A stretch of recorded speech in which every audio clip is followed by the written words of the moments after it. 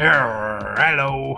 That was weird, wasn't it? Anyway, hello, welcome back to Iron Horse Railways. So what's going on this week then? Well, like always, I found something to whinge about, but I don't think it's actually whinging this week. I do think it's quite serious. My perceived inability to model properly when you hear about things like using Rule 1, for example, and the quality of scenic work is another thing which I really struggle to deal with, which we'll have a look at in a little bit. So if you yourself feel like you're not a real railway modeller, then come with me, let's have a chat.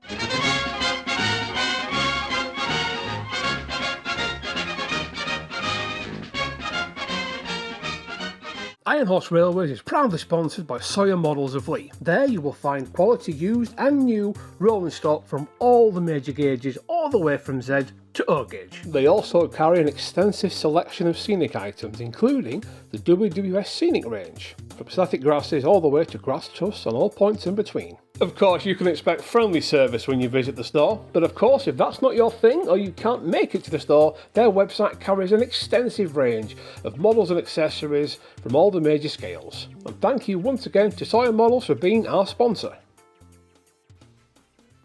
I suppose it all comes down to the fact that whenever I set out to do something with the model railway, with my layout, and I have a vision in my head, what sort of path I want to go down and what I want to do scenically with the layout. I know that I like to take inspiration from the real world, things that I can see going on around me, and I try my best where possible to use online resources, and there's a lot of them to go through: Facebook pages, YouTube, Google, that Clicker photo website thing.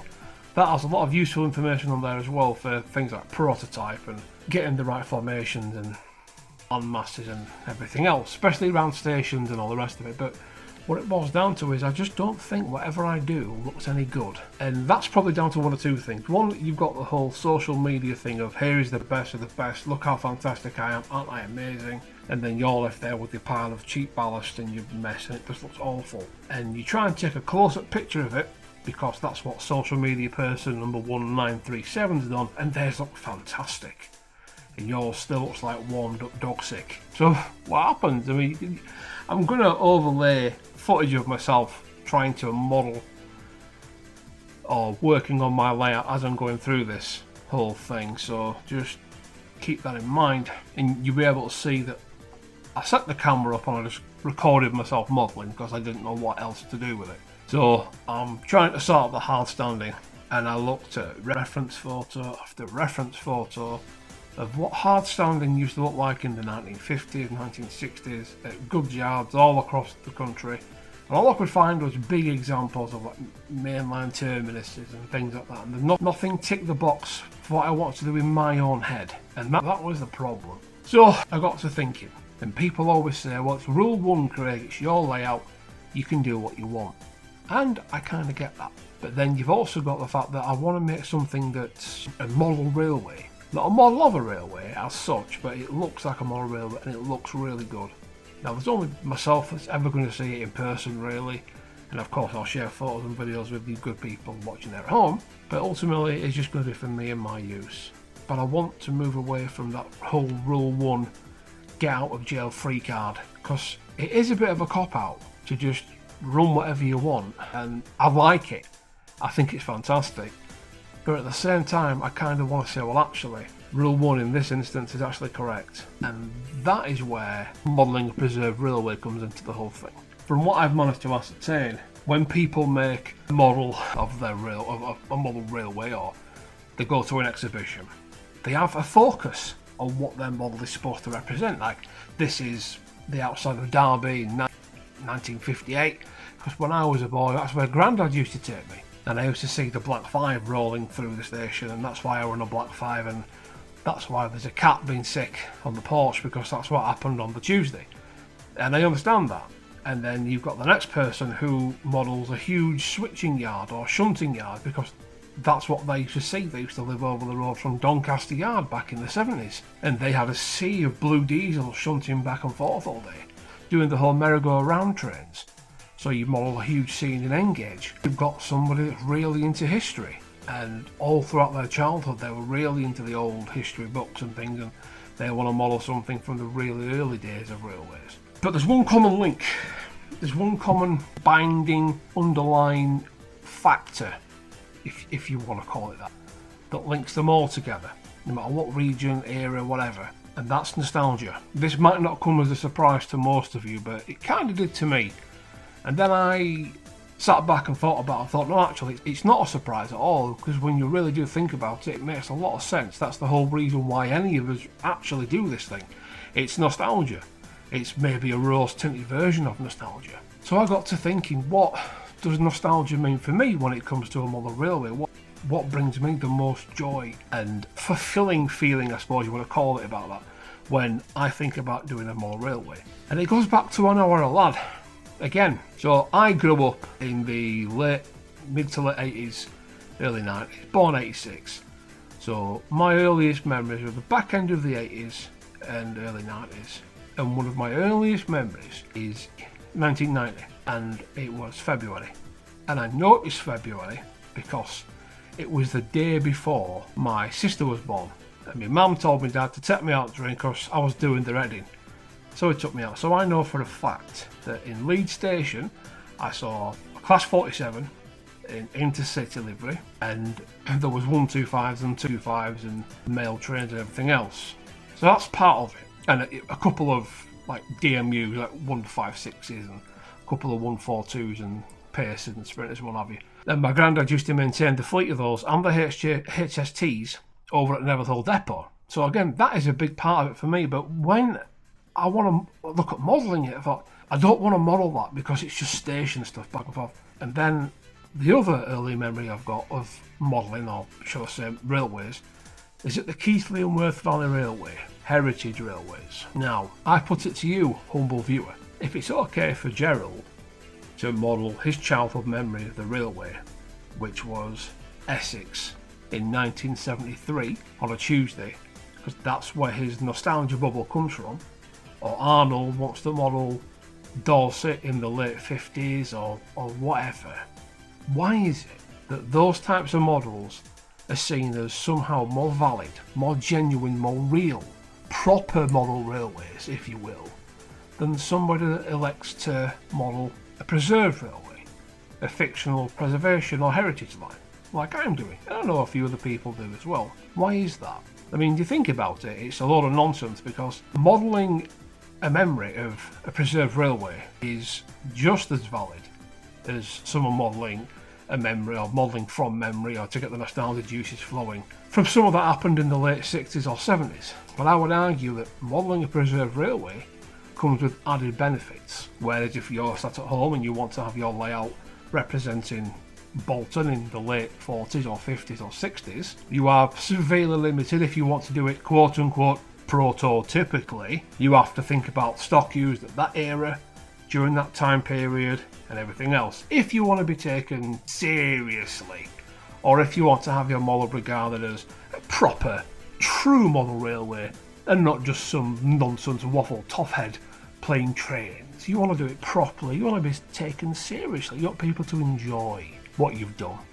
You want to share the hobby, otherwise you wouldn't be here. But if you model a preserved railway, think about all the things that encompasses. Now I get it, when someone says, I model a preserved railway, and they bring forth a board of plywood with Hornby set track on it, and they've got a Smoky Joe flying around at 400 miles an hour, pulling a rake of HST Mark IIIs next to a Flying Scotsman. I don't like that at all.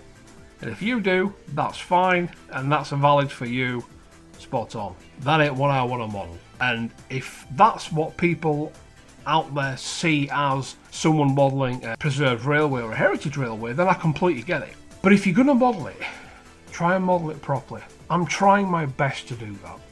I'm trying my absolute best to do it justice, to model a preserved railway in the, not the purest form, but as closely as I can without going too far overboard.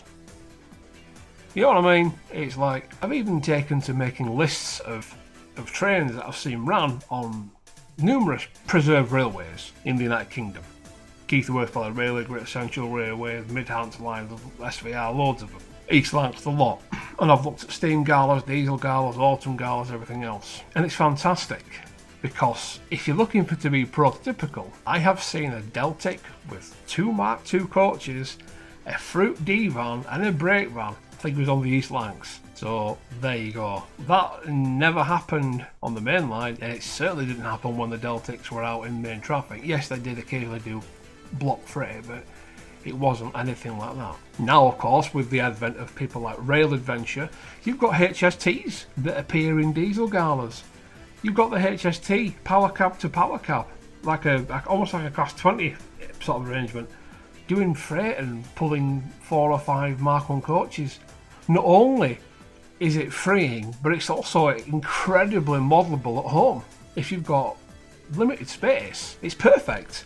I've got a very small layout. Well, it takes up half the bedroom, but it is comparatively a very small layout. But it means I can model something prototypically, and I've scratched that nostalgia itch, and it means I can have pretty much any sort of locomotive and train formation that I want, as long as I can find a reasonable representation of that thing happening on a preserved railway in the past sort of 15-20 years. And you will be surprised at what's happened on preserved railways in the past 15-20 years, believe me.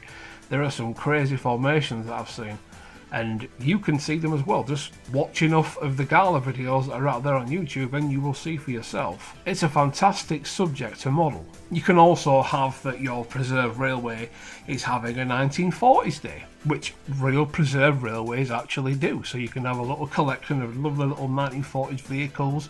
You can get people you can get little models from Model U that are of people dressed in Victorian garb, and then you can have a bloke stood next to him sweeping up in a high-vis vest. You can do so much modelling a preserved railway.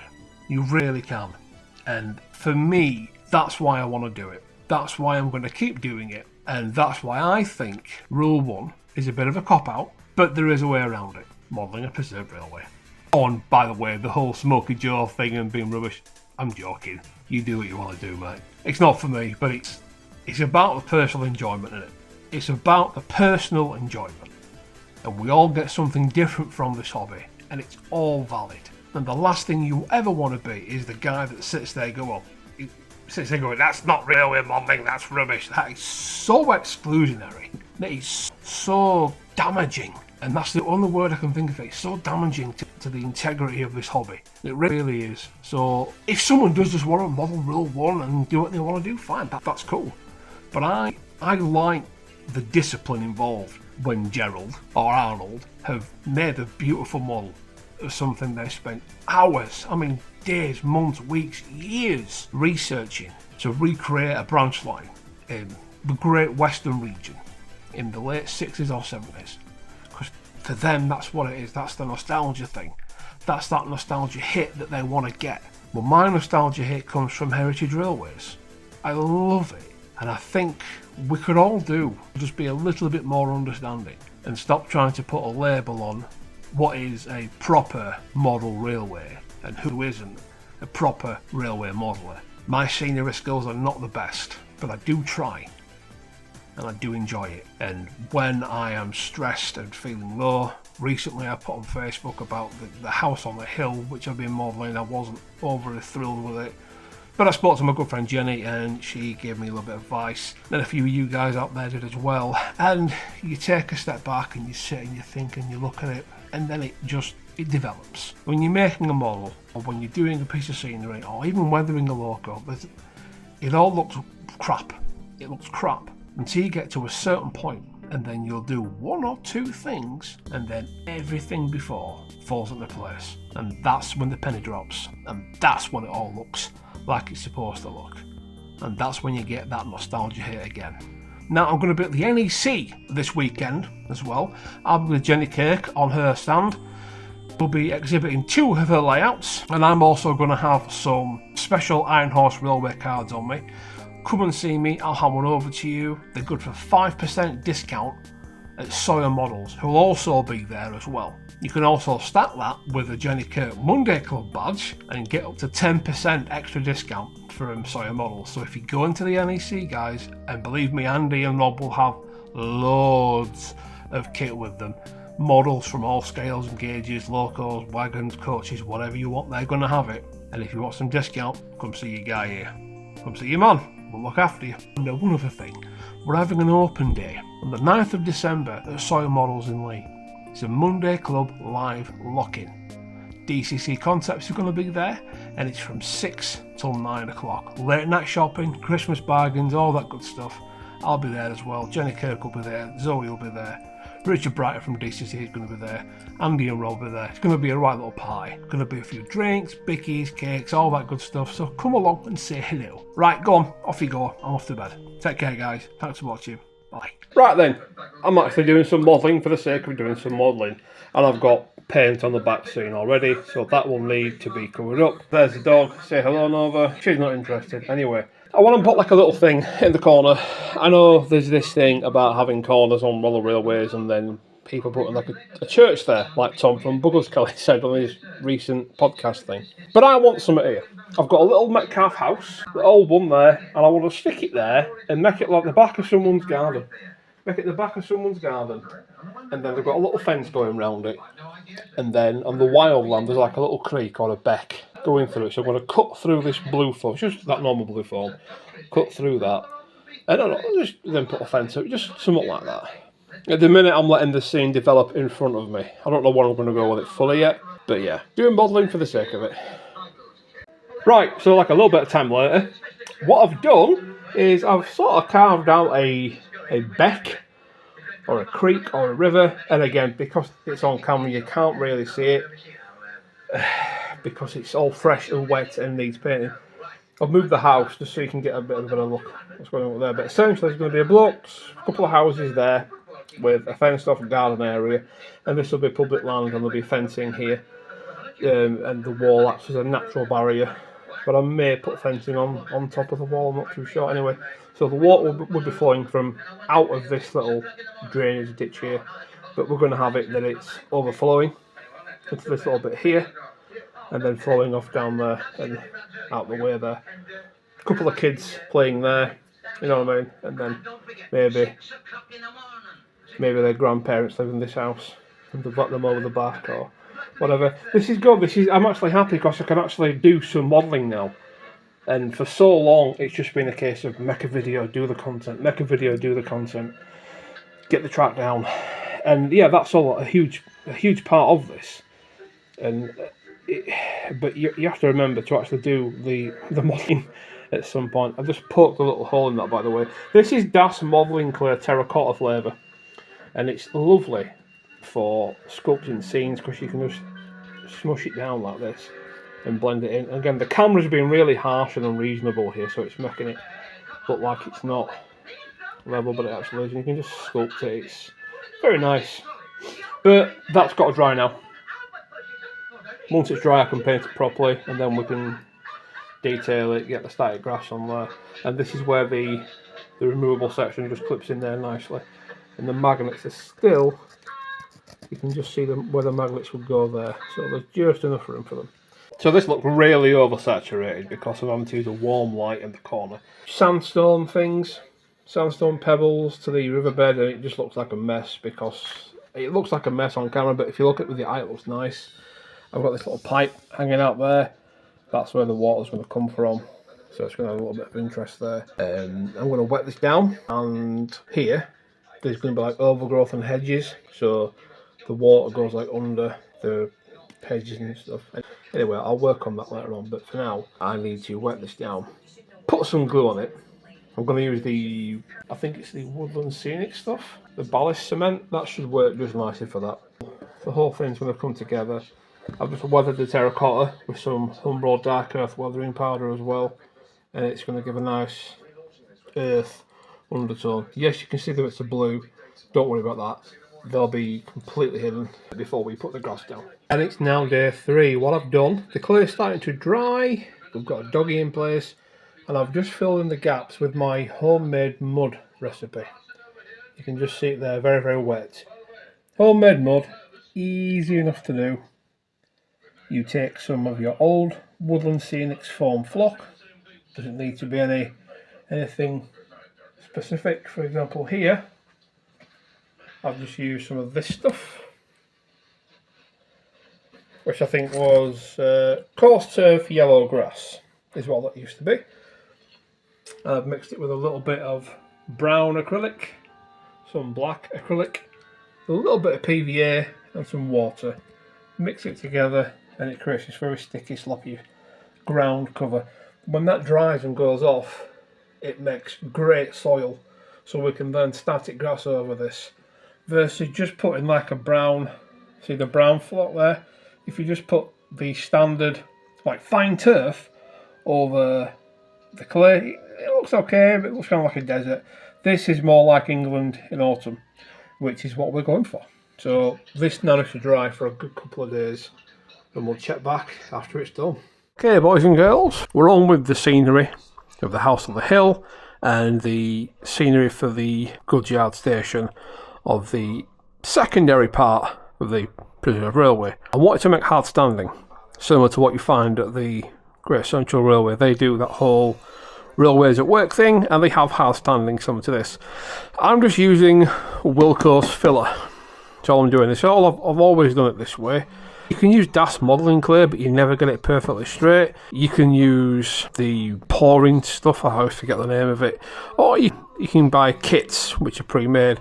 And the problem with the kits, if like you like a piece of plywood or whatever, is that it usually involves cutting or something similar. And the issue with cutting it is if you're not very good at cutting, like I'm not, you're probably going to screw it up, and it costs a lot, well, a relative lot of money. And if you get it wrong, you've got to go out and buy another one. But again, this whole tub cost me like a £5, something like that. There we are, and we're not being precious with it.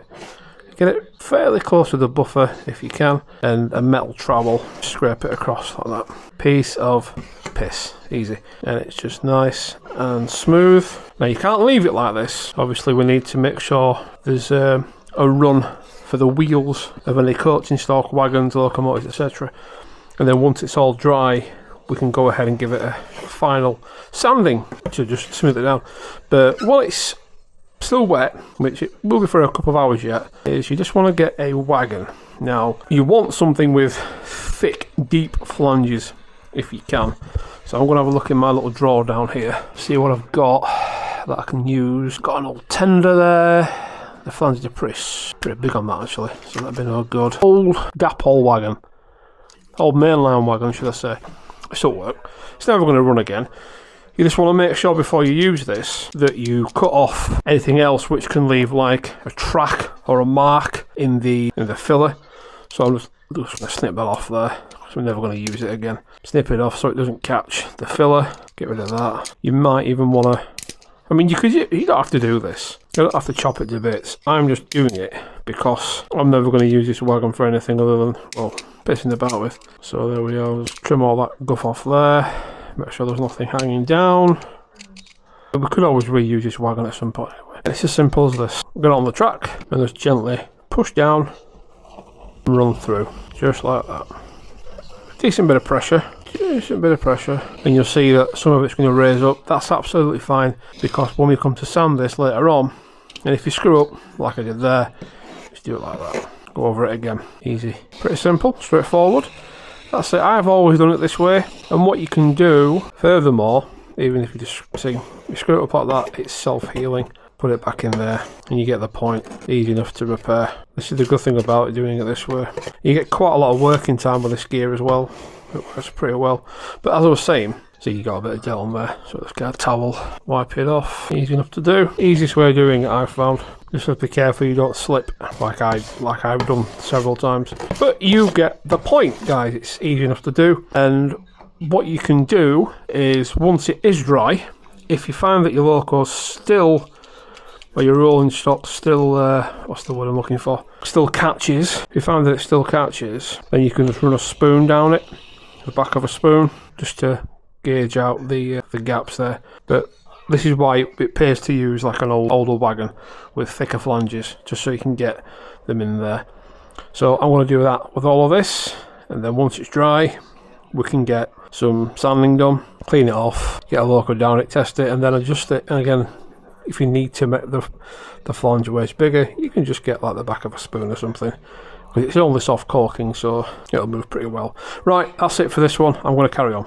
There you go, look, and a few days later you end up with something like that. Clearly there's a lot of work gone into this. It's just layering, guys. It's layering, it's all I've done. Different layers of browns, reds, oranges. I've used WWS layering spray for this. They're all on there. Obviously if you touch them on, they're going to come away.